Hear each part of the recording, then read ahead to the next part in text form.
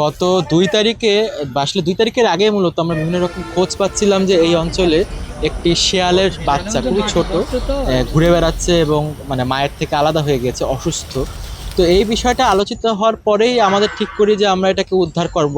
কিন্তু উদ্ধার করার প্রক্রিয়াটা যখন শুরু হয় দেখা যাচ্ছে ও আবার হারিয়ে যাচ্ছে, ওকে খুঁজে পাওয়া যাচ্ছে না। পরবর্তীতে ওকে যখন আবার আমরা পাই, সাথে সাথে ওকে নিয়ে আমরা মূলত ডাব্লিউআরসিতে নিয়ে আসি এবং ওখান থেকে আমরা হাসপাতালে নেওয়ার ব্যবস্থা করি। হাসপাতালে নেওয়ার পরে যেটা আমরা জানতে পারি যে ওর মুখের মধ্যে একটা লাকড়ি জাতীয় কিছু আটকে গিয়ে ওখানে ইনফেকশন হয়ে যায়।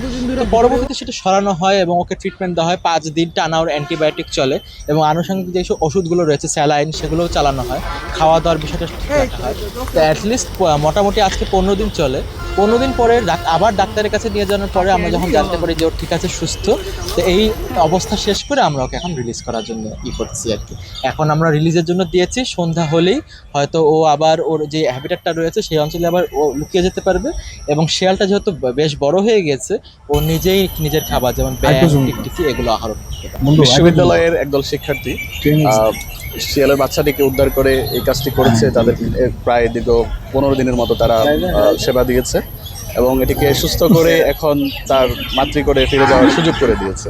তো আজকে এই কাজটির মাধ্যমে তারা খুবই ভালো একটি উদ্যোগ নিয়েছে, বিশ্ববিদ্যালয়ের প্রাণ প্রকৃতি রক্ষা এবং অন্যান্য যে বায়োডাইভার্সিটি আমরা বলি সেটি রক্ষার জন্য এই যে একটি সংগঠন তারা কাজ করছে, এই জন্য তারা অবশ্যই প্রশংসনীয় কাজ করেছে, তাদেরকে ধন্যবাদ। ও মনে হয় গর্ত খুঁজতেছে, গর্ত খুঁজতেছে।